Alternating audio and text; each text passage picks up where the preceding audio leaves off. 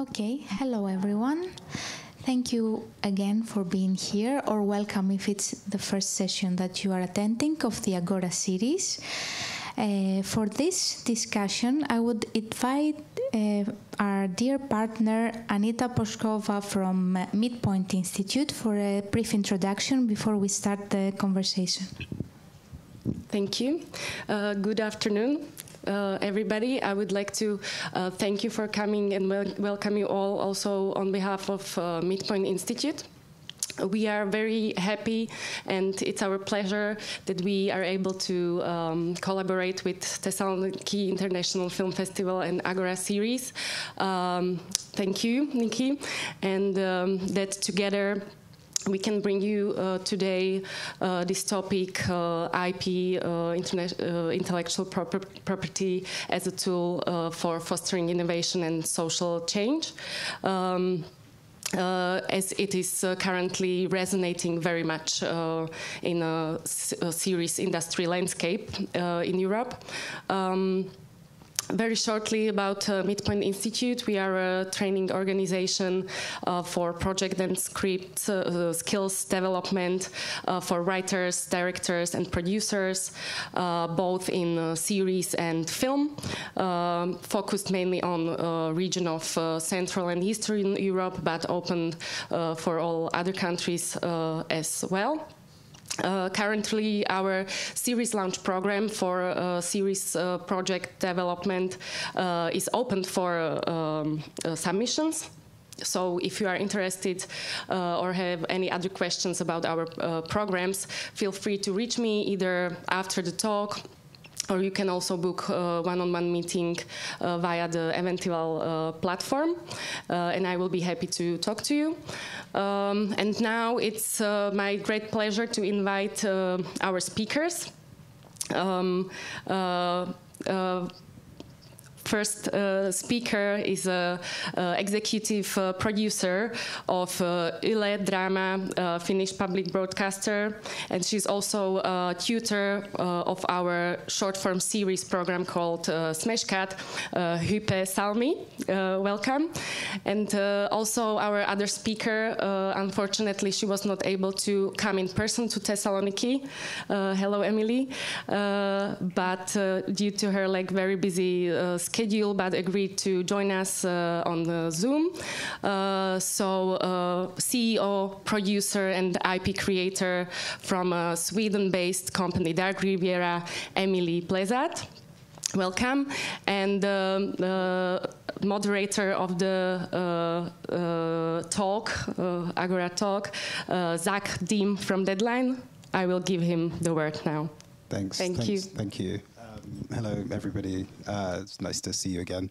Can you hear me fine?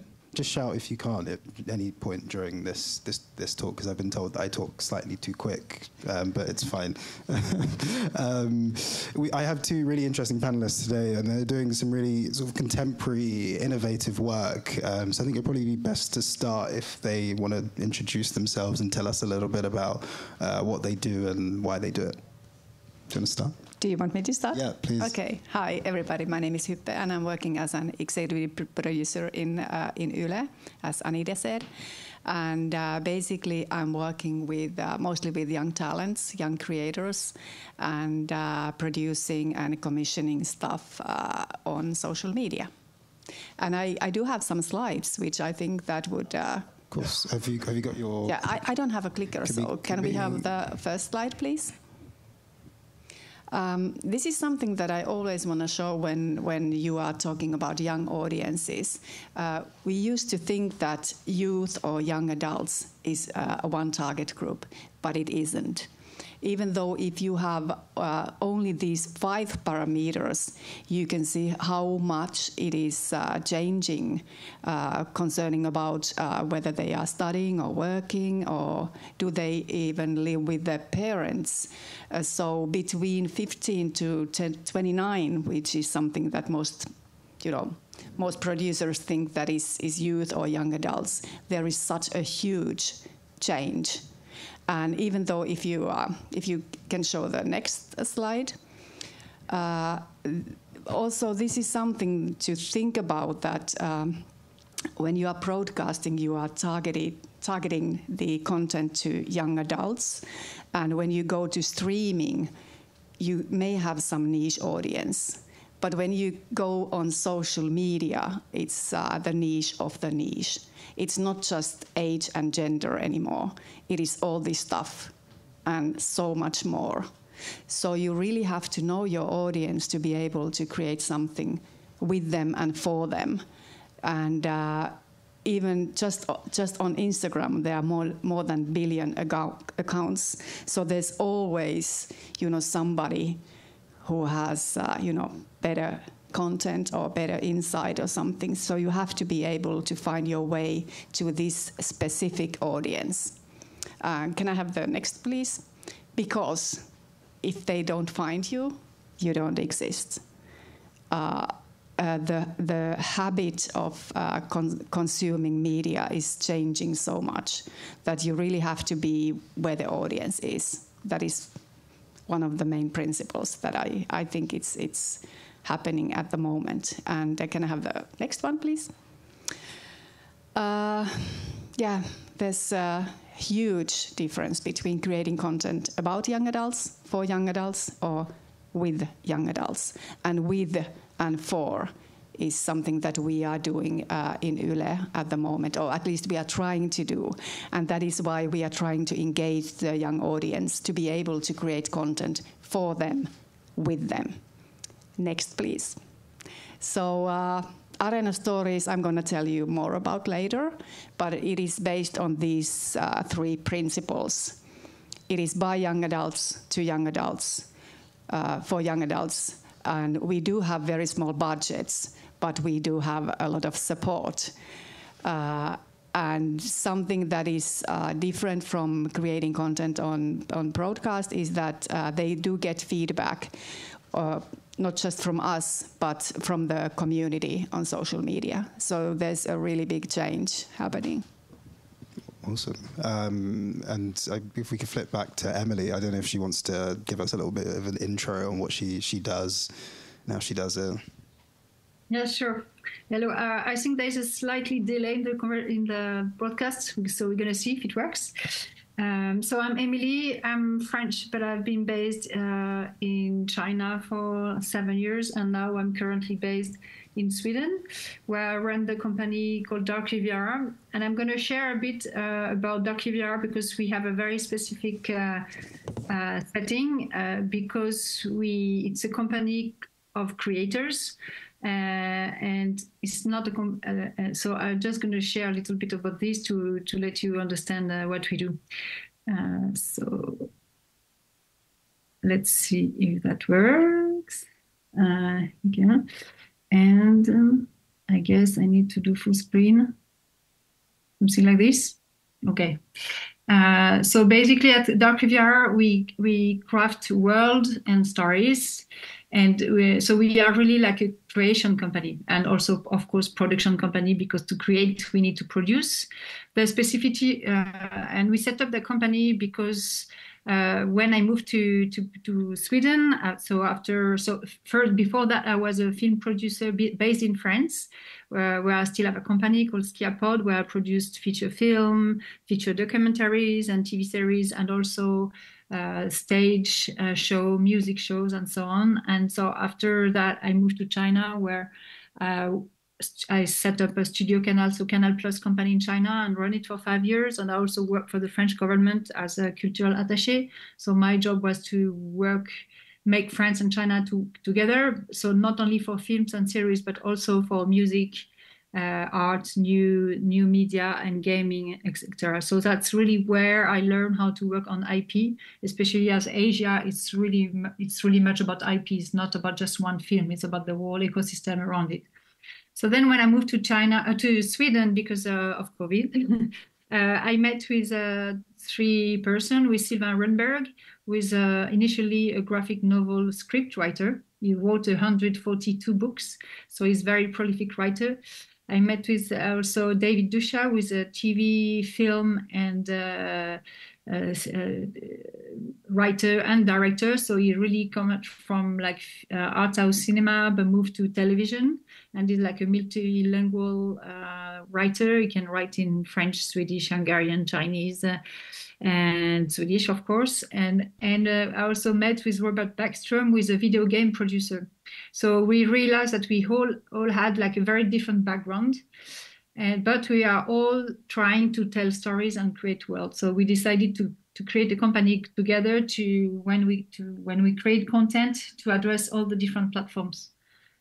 So basically, all together, we have produced 30 now films, TV series, and feature documentaries. So it goes from like very art house films like Over Your City's Grass Will Grow, directed by Sophie Fiennes, which was in official selection in Cannes a couple of years ago, to The Land of the Enlightened, which is a film by Pitayan Depoux, which has been shot in Afghanistan, where I stayed for 8 years, to Mary, Queen of Scots, like a historic piece drama, or a Long Night in Paris, which is a TV series for TF1, etc. So it's a very diverse kind of films in different parts of the world. We also produced 10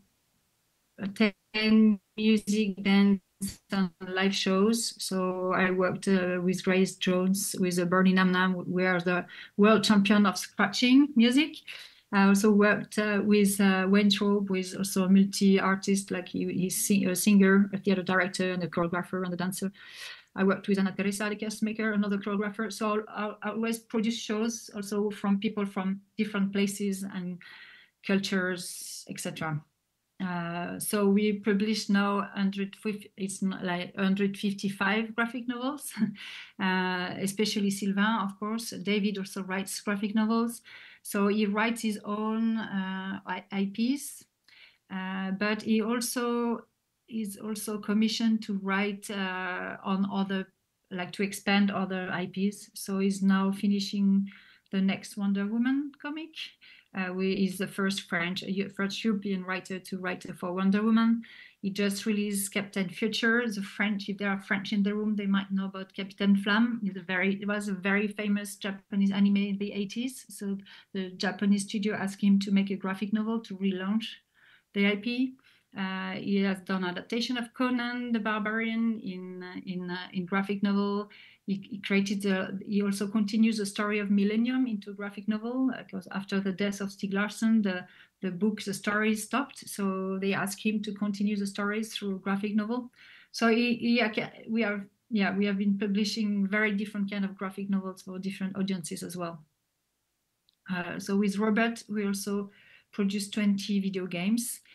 So it goes from very independent pixel art video games to AA video games. So there are a lot of different games. We are now working on this Robert Lord Rising, it was first a kind of board game played as a video game, but then it went to a mini game inside Fortnite, to a graphic novel, and now it's going to be a VR AA game. So also very different kind of format. Watch It Jolly Roger. It's a video game that we are making out of a graphic novel from Sylvain, which he published many, many years ago, and the British studio wanted to make a video game out of it. So it's also to show the diversity. So we do our own IPs, but we also work on other people's IP when we are asked for. So I personally worked a lot on Paddington, Wallace and Gromit, Shaun the Sheep, and the Rabbits, especially for the Chinese market, like how to push the IP in order that it addresses the Chinese audience. Sylvain has worked on Captain Future, as we are doing, and now is also working on Superman, and been working on Terminator. So really all kind of IPs. So to make it short, we create different IP for different platforms. So games, series, graphic novels, and live shows. We address, and thanks to that, we can address really a different kind of audiences, from very young audience to grown-ups. And each format can also address a different audience through the same IP. We are tackling different genres, from sci-fi, fantasy to drama to feature documentaries to very political content as well. And we are always trying to make the stories like with a very local flavor, like authentic, but for the international market. And because we are all from different cultural origin, also we have a kind of understanding of different culture. I mean, David also worked in South Africa, in India, in China as well. So that's really our approach, and we think that that's the core of the IP. So yeah, I will. So in the end, we work with all the different industries. And so it's not like to do a name dropping, but it's rather to show the complexity of creating IPs, because when you create IP for different platforms, it means that you need to deal with partners from different platforms.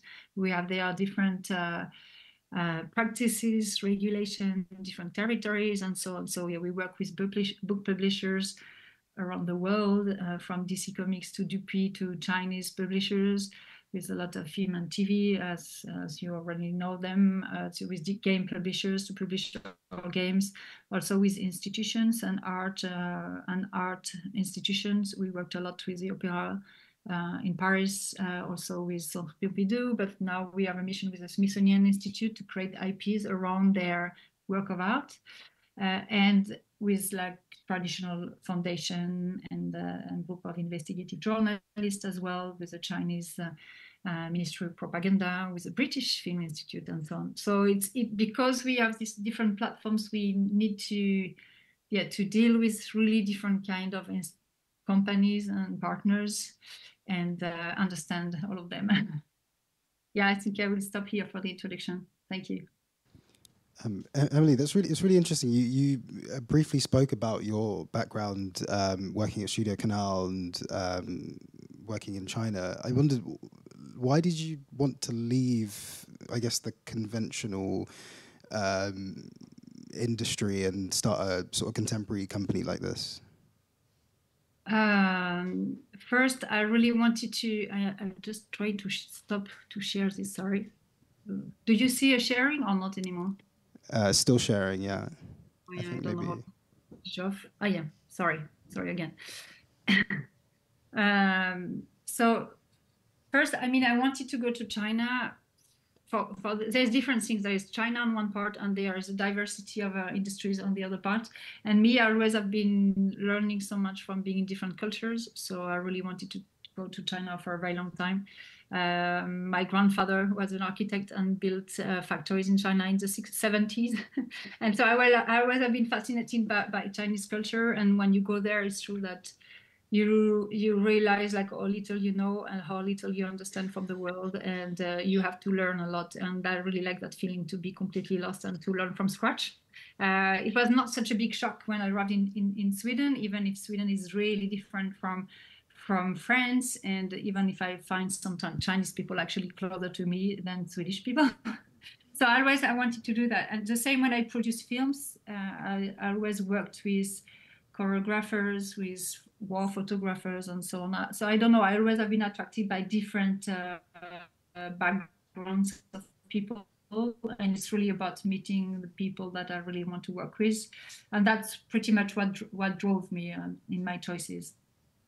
Well, this is a bit of a silly question, but how did you land on the name Dark Riviera? What's the story behind that?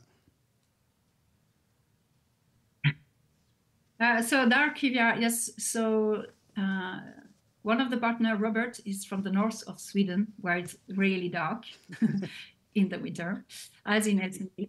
And Sylvain is from a very small village in the south of France, and as we call it, the French Riviera. So we merged kind of two places into Dark Riviera. Yeah, cool. It will bring a little bit of humor to the darkness and a little bit of mystery to the lightness, I would say. Awesome. Hyppe, how was the idea for Arena Stories born? Like, where did that come from? Because I guess it's not that common for broadcasters, particularly in Europe, to kind of care about digital content and short form content. Because I guess in theory, well, the thinking behind that traditionally is that it doesn't make much money. So why? It doesn't make any money. So where did the idea start? I think it's all started because we were so worried about losing the young audiences. So we realized that we have to do something. We have had our own streaming service, Arena, since 2007, I guess. So it was one of the first. Yle was one of the first public broadcasters to start our own streaming service, and it has been quite popular ever since. Actually, very popular. We were even very close to beat Netflix and stuff like that. So, but that wasn't enough because the audience didn't come to Arena to browse around. What do you have there?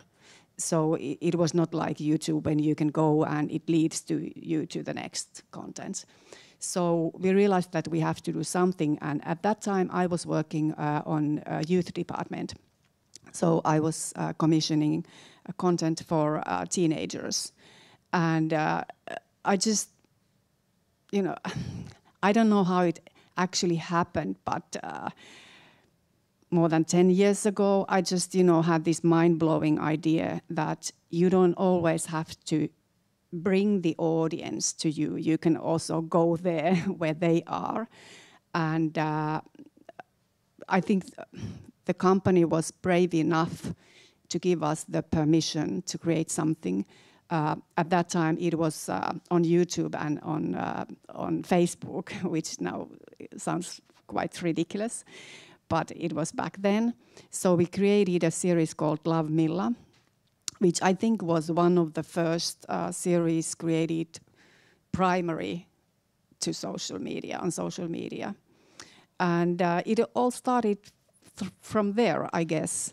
And step by step, we were creating more stuff to the audience on social media. And when I decided to go to a little bit more older audiences, young adults, and change to drama department, it was kind of natural for me to continue the same work because the audience was the same. They were growing with us. So back then, when they were teenagers, we were able to reach them. So why not later on also? And at that point, we did have some projects on social media, but we always created a new account for them. So after, releasing all the stuff we had, we lost them. So I thought that maybe, have one account and show all the projects over there. It's like a channel in a way.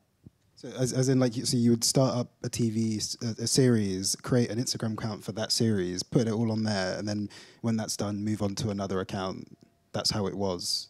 Yeah, right. It was like that. Right, okay. Yeah, I think maybe it was 2017 we made the first Instagram-only series called Karma, and it was a tiny, huge success because within 3 days, at that time, Instagram was actually really almost live. Instagram stories just had begun, and you had to shoot the content in the app, inside the app. You couldn't take anything, from your camera roll. So it was almost like a live performance in a way during 3 days. And we got more than 5,000 followers in 3 days without any money or anything. So after the 3 days, it felt like, what are we going to do with all this audience? They are expecting us to give them more, and we didn't have anything.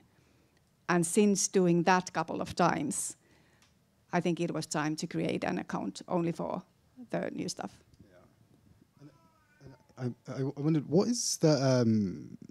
you mentioned Instagram there and putting the work on Instagram. What is your relationship? Because your work also is on TikTok, right?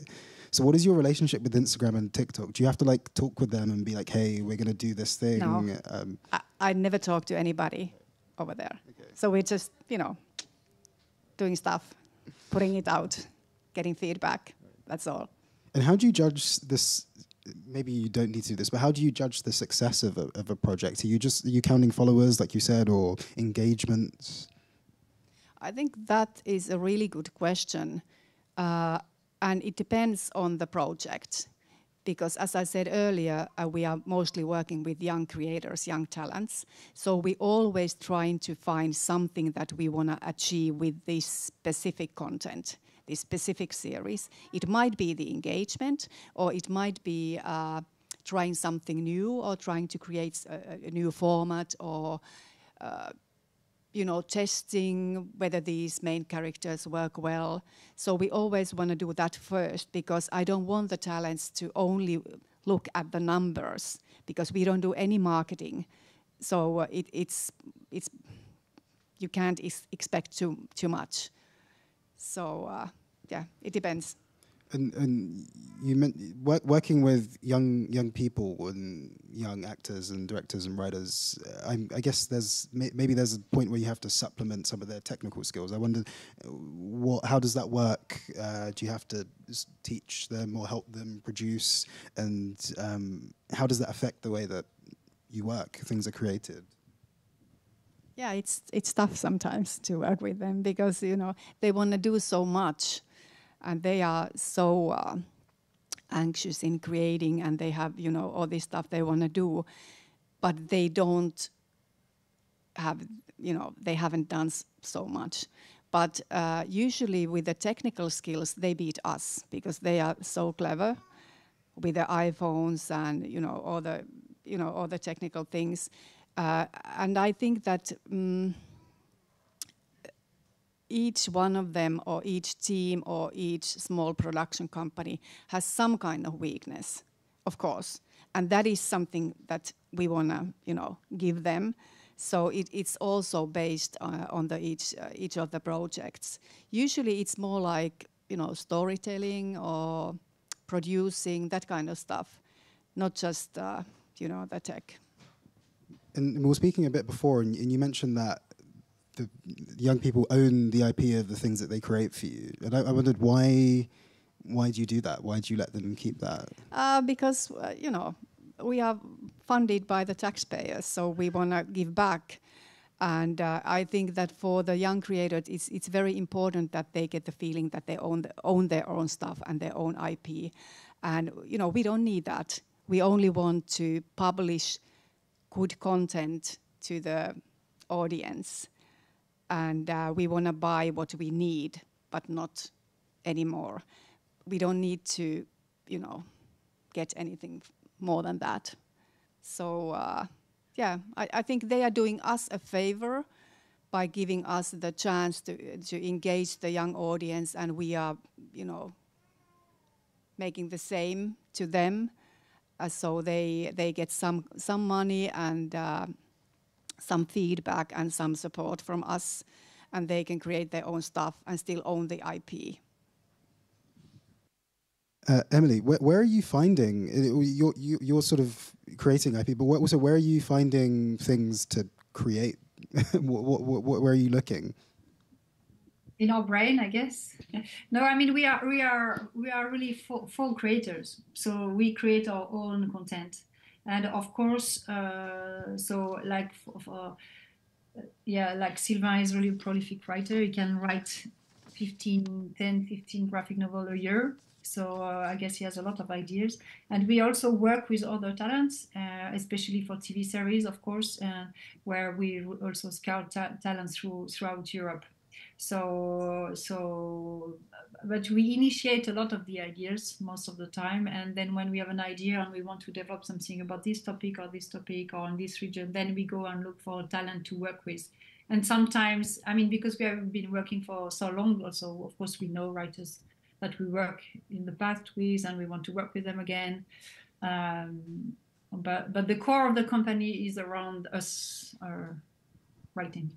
And you, I mean, I'm the one who writes the less, because I'm doing all the business part of the company, so I don't write a lot. I have some project that I write myself, but otherwise, yeah, it's an extending network of talent. And you own the IP of everything that you work on, or? I mean, yes, I mean, we have to, because then we are really the creation basis for the IP. So we need to own our own rights. So we buy out our own rights, and we buy out the rights from other creators. Not always every kind of rights, but when you want to produce film and graphic novel and game and so on, you have no choice than owning those rights. Otherwise, you just can't create them. Because when I go to see a book publisher, they're going to ask me for the book rights, and they actually are going to ask me for every kind of rights. Video game company is even, they're going to even ask more. Same for the usually television, also ask a lot of rights and platforms as well. So us, we need to guarantee that we have the rights, of course, to be able to develop the IP and create them. I mean, until they are created, they don't really exist anyway. So we need to do this. Sure. Yeah, that was sort of going to be my follow-up question. Was obviously if you're working across disciplines, things like owning rights mean different things for a video game company than they do for a film production company. So how do you navigate that, and are you still able to make money out of these things? Because I guess the requirements are different. Yeah, it's a very good question, because it's one of the big challenges. So let's say we write a project and we know one part of it is a series, one part of it is the film, and there's a graphic novel. They are all different stories in all the different platforms. But when you go to, for example, to a traditional book publisher, and you say, okay, we have this story and we created that world, and there's 3 books, and that's a story.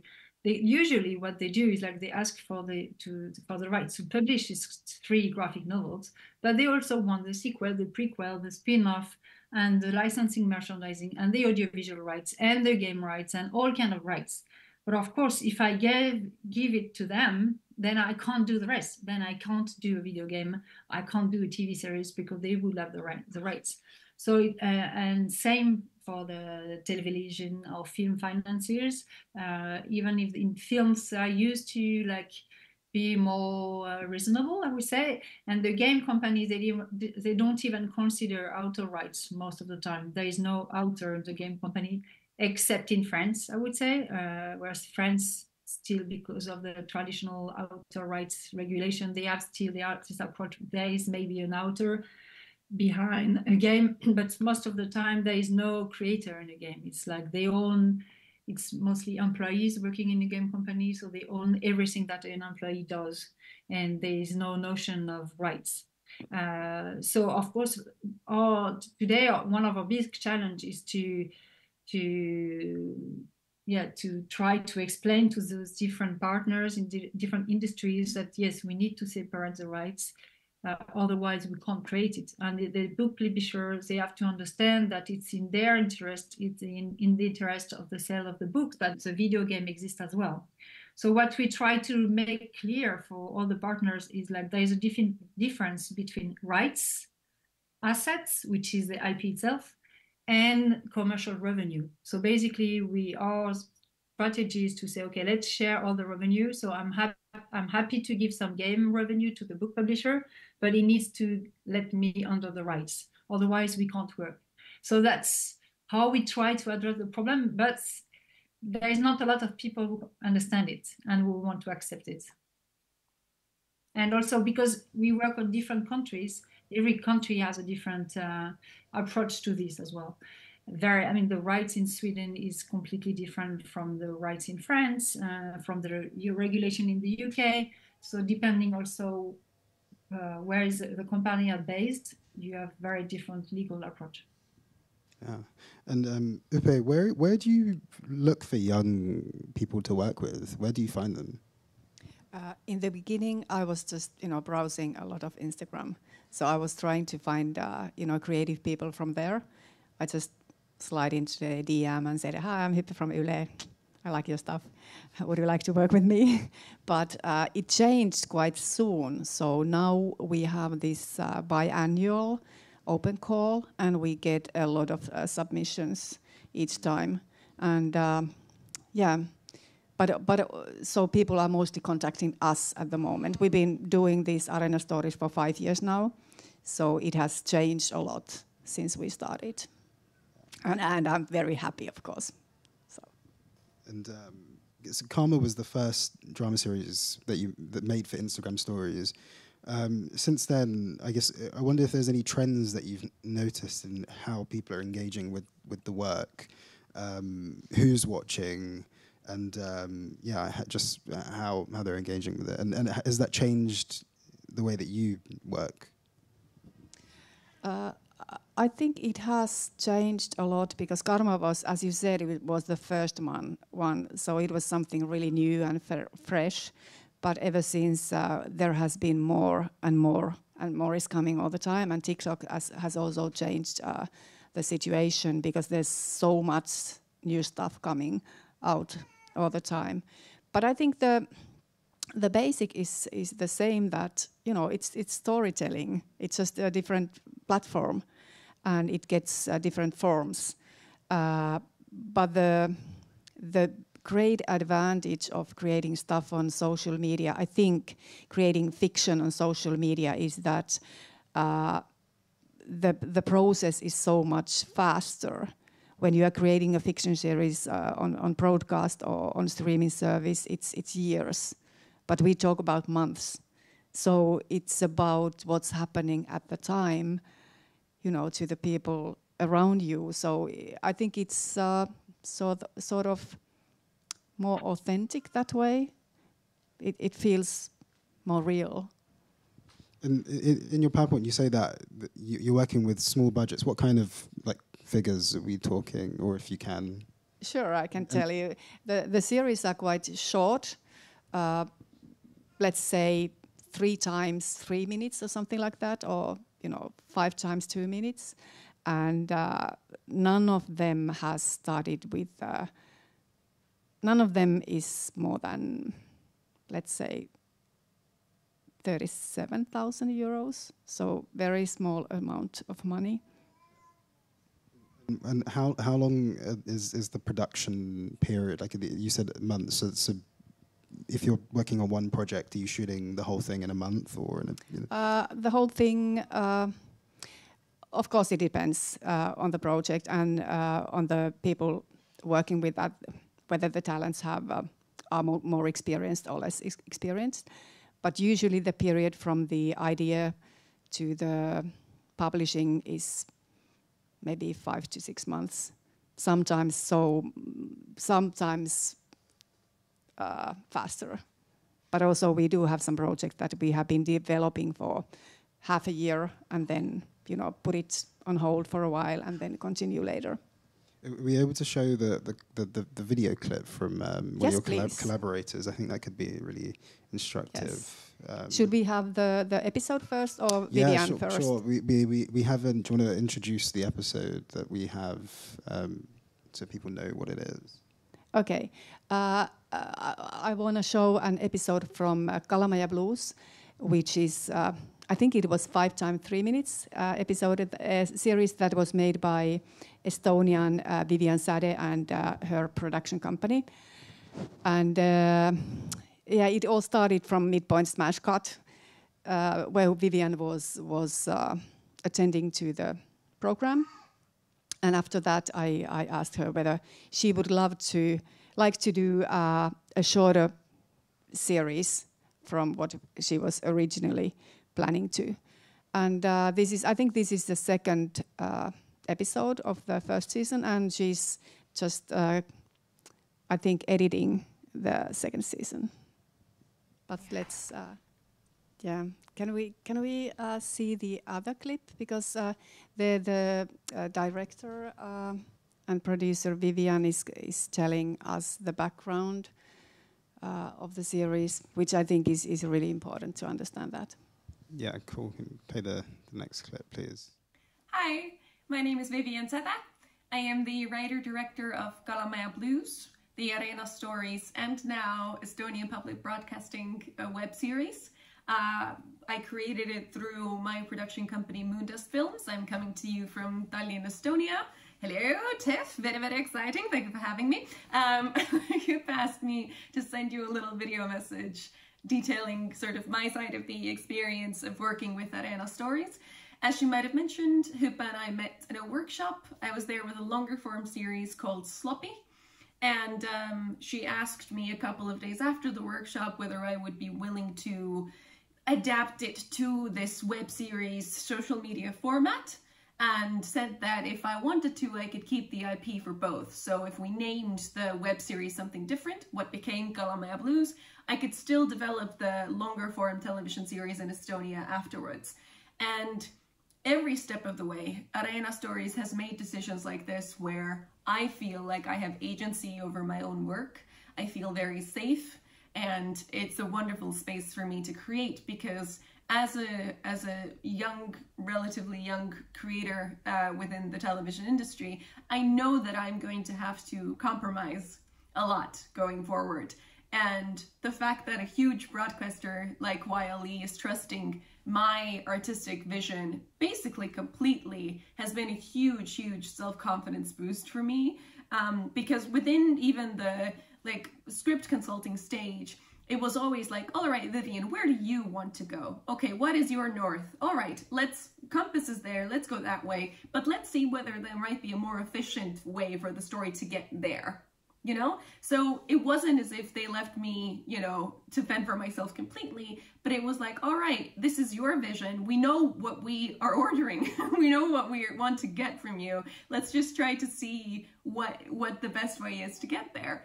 And for me, that felt like the most wonderful, safest way to create, as I said before. And also, I'm guessing for YLE, it's the way that they're getting all of these authentic and original stories. And in Kalamaja Blues' case, they actually got a historically significant story, because in Estonian television, there has never been a Estonian-made series in Estonian that has an LGBT main character before. In 2024, that first series was Kalamaja Blues. And now with making the second series, we just had our shooting days in early October. Everybody in the queer community in Estonia knows who we are, knows what the series is, and it was very, very easy to cast, because among the young people, it genuinely is very popular. And basically the start of my creator, my television creator journey. And that's basically because Hyppe saw something in me in a workshop and then decided, all right, I'm gonna take a chance on that blonde Estonian girl. And I have said thank you to her many, many times. If she is already blushing, I do apologize. But it genuinely is very true. So I think initiatives like Arena Stories are completely necessary within the television landscape, and I genuinely am very grateful that I was one of the creators that got to benefit from something like that. Please take care of Hyppe, applaud at her talking and laugh at her jokes. Thank you very much, and have a lovely rest of your day. She's so lovely, isn't she? Those are great clips. I think one thing I think about watching those and looking at the slides that you had, you said that if they don't find you, you don't exist. So how do you make them find you? Because you said that you don't spend any money on ads or anything. So how you made sure that you're found by people? Yeah, that is a challenge for us, of course.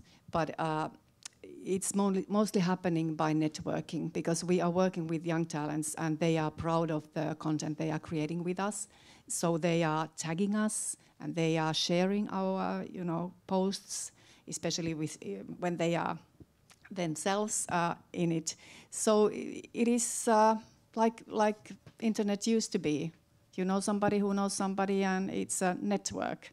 So that's how it has been working since. And I think it's the best way and the most authentic way also to understand what the audience actually wants and what they need.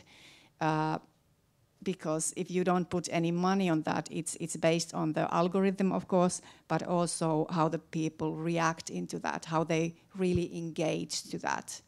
So for us, it's important, to find that, to understand that, to be better.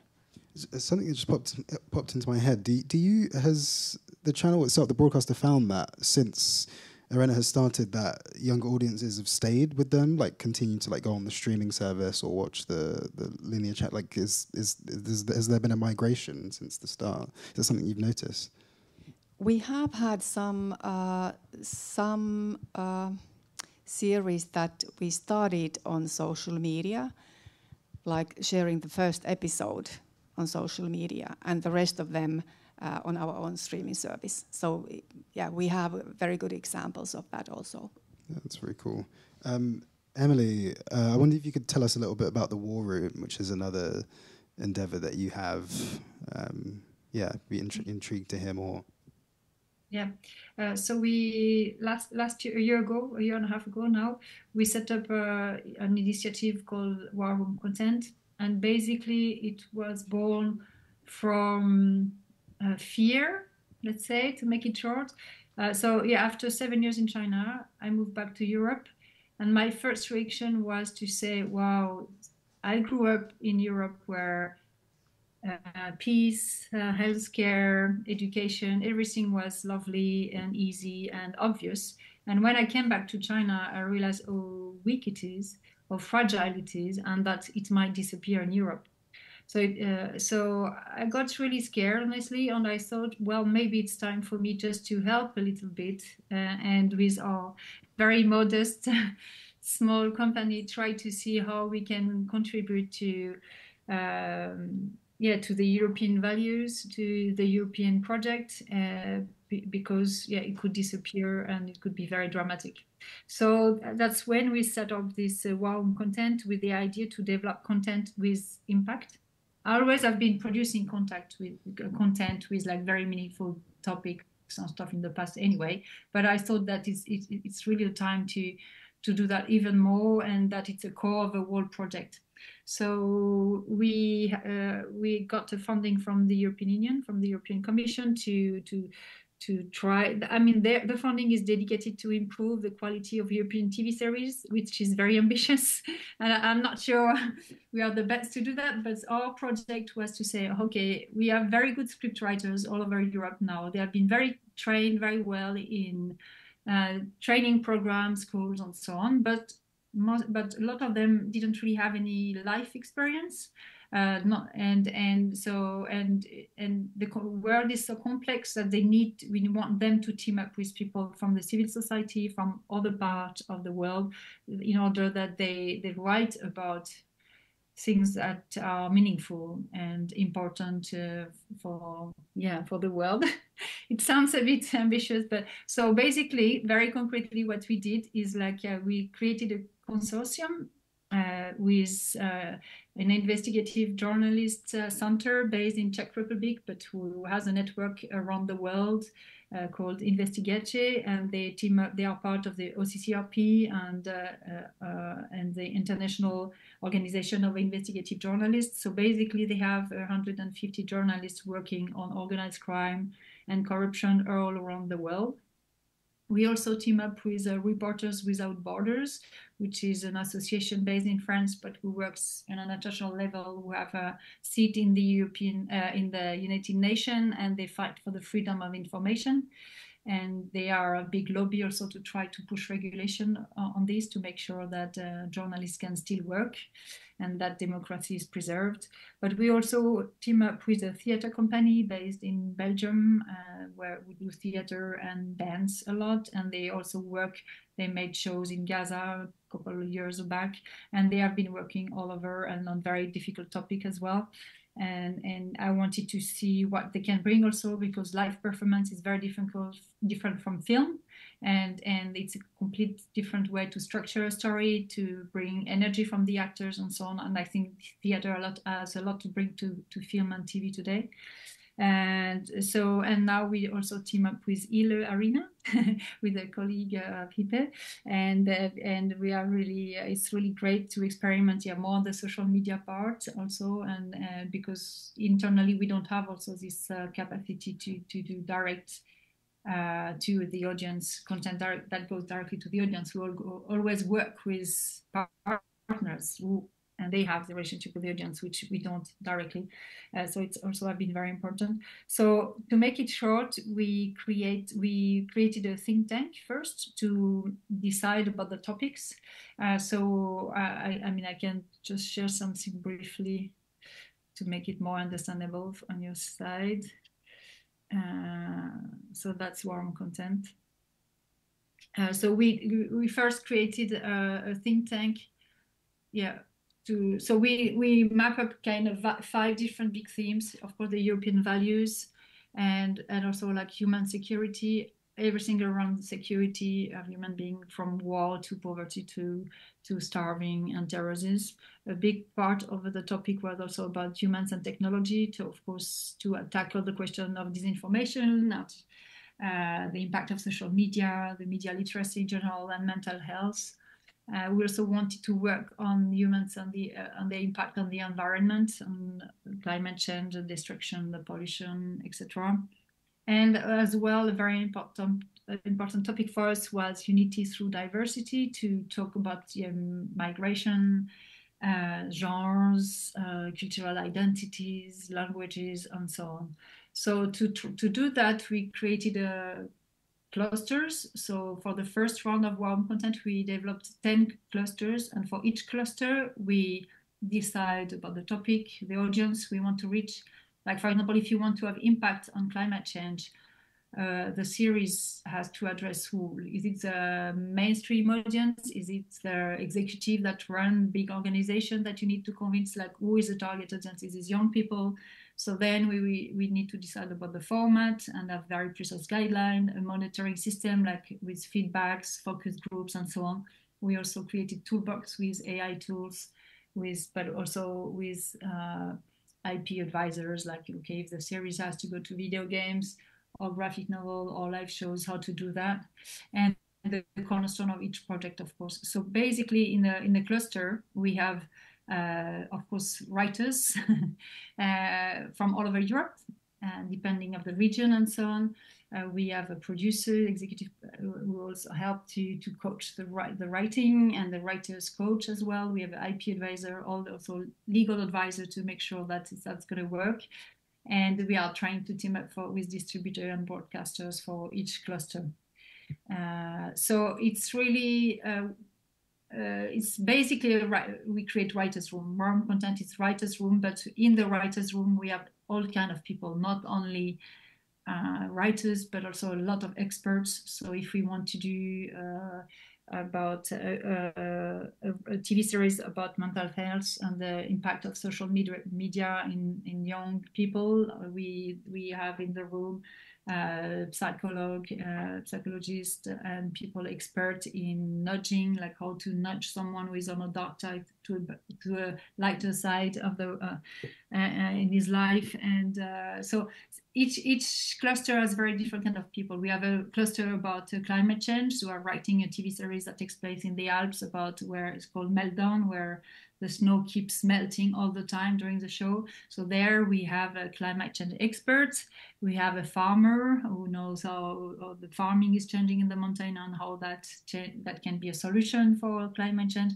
And we have writers, we have a ski guides, all kind of people. And from when it's needed, they are in the room together and write with the writers. So that's, and of course we are trying to use this OLP approach to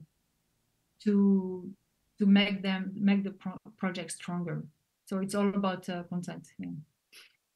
And can people, creators, just can they get in contact to have access to the network that you're building, or how does that work? Yes, sure. We are just starting now a second round of projects. So we're going to look for 10 new projects. So we are looking for writers now. We're going to start to select writers and ideas and topic and format. So it can be writers. They have to be a resident of the European Union. That's basically the only constraint, and to have things to say. So yes, they can definitely reach out to us now. It's a good time. Cool.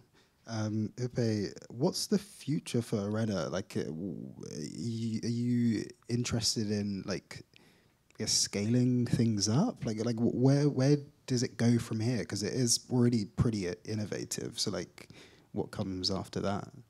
I have no idea. I think the social media is changing so quickly that it's very hard to know. And that is partly why we are trying to, even with our small budgets and our, small arena stories, we are trying to explore as much as we can.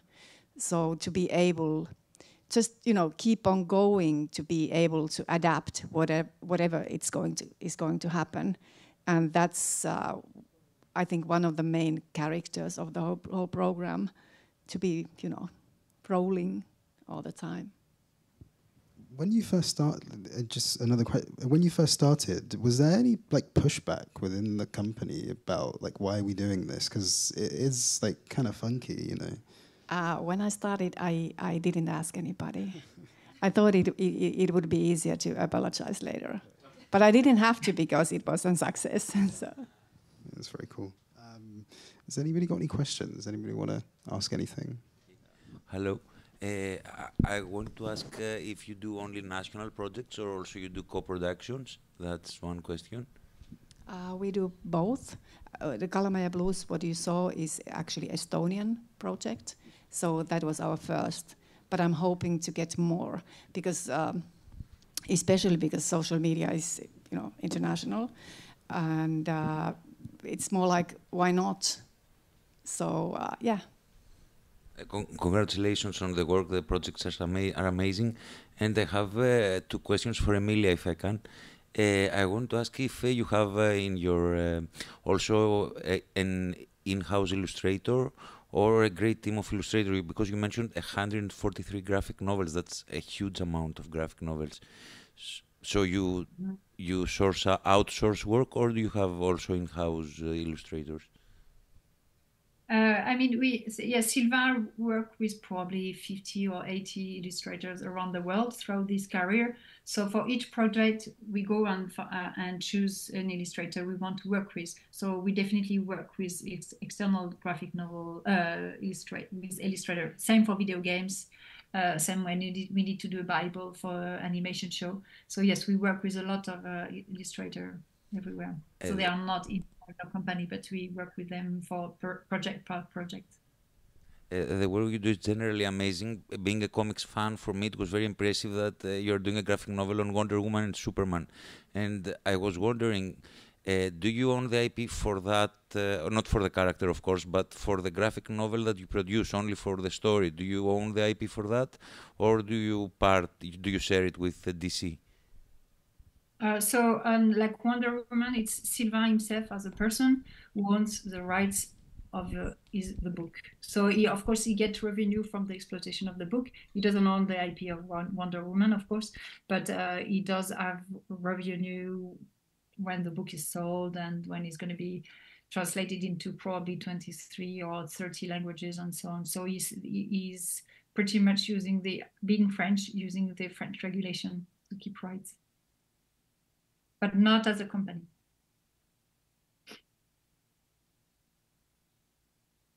We have another selection of slides that we're going to run through as we round up. Can we hit the... Perfect, thanks. Yeah, thank you. So I just want to point out some of the basics of Arena Stories.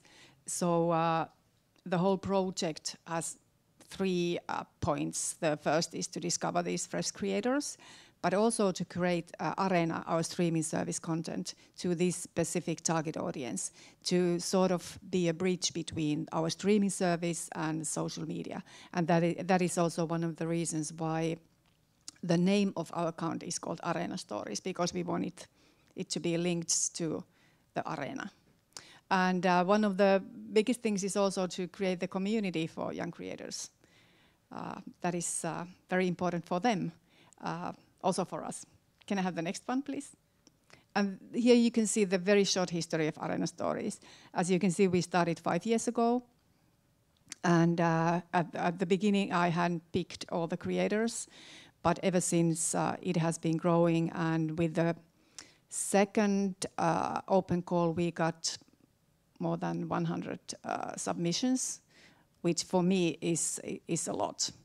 And also, I want to point out that the short in Arena Stories are really short. They are between 1 to 5 minutes per episode. So it's not like short on Netflix, which is 20-something minutes. Next, please. At the moment, we are commissioning and producing 20-ish productions per year.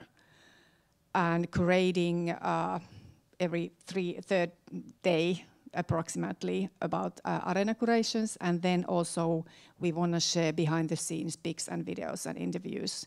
That is also part of the engagement that you asked earlier. How do we get the engagement if we are not putting any money into that? Yeah.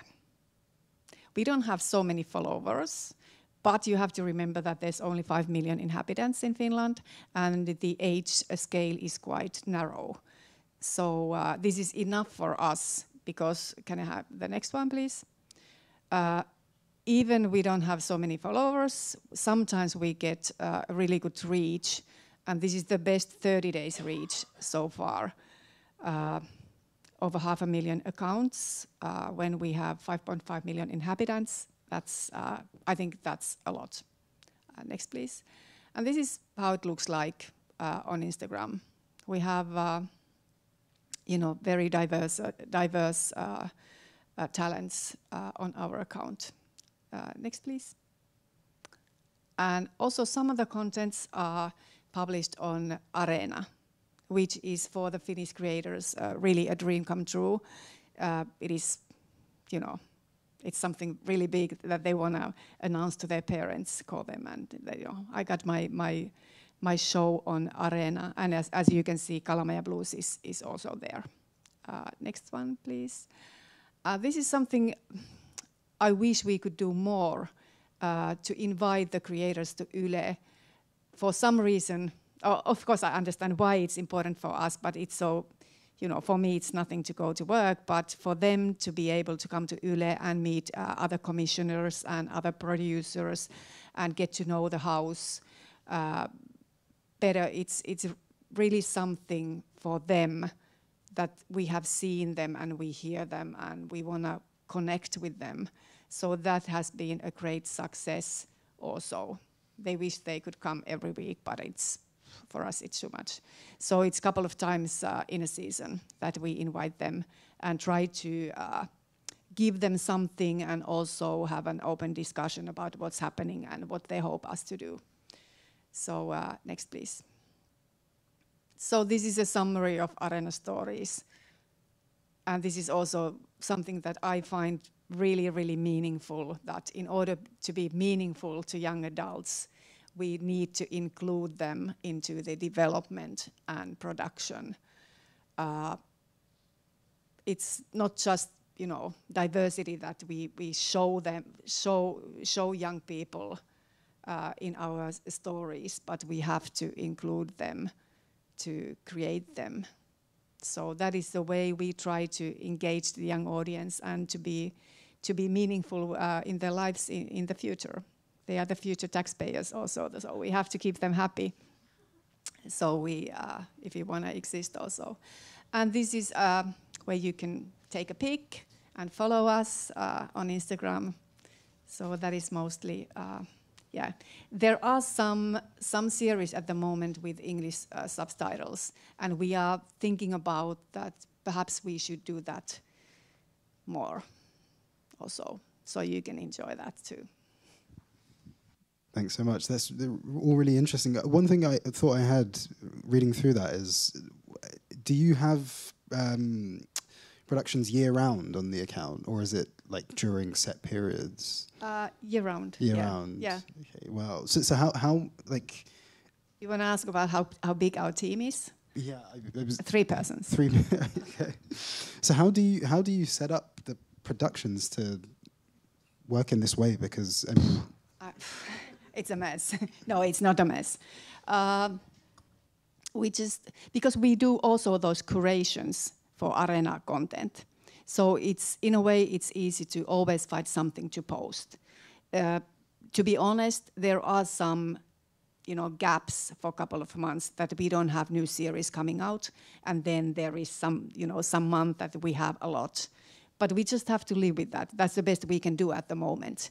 But I think we are getting better with that and more organized. 5 years is actually quite a short time to start something and then create all the time without any breaks. So I think we are getting there. the ideal situation would be to be able to publish something new maybe every second week or once in a month or something like that, and then fill the gaps with other meaningful content, creating arena stuff, for example, or giving the behind-the-scenes pictures and videos, which is also very important for the audience. Awesome, cool. Any more questions before we wrap up? Anyone? Any burning questions? Cool, thank you. Thanks. Thank you. Thanks, Émilie. Thank you. Bye.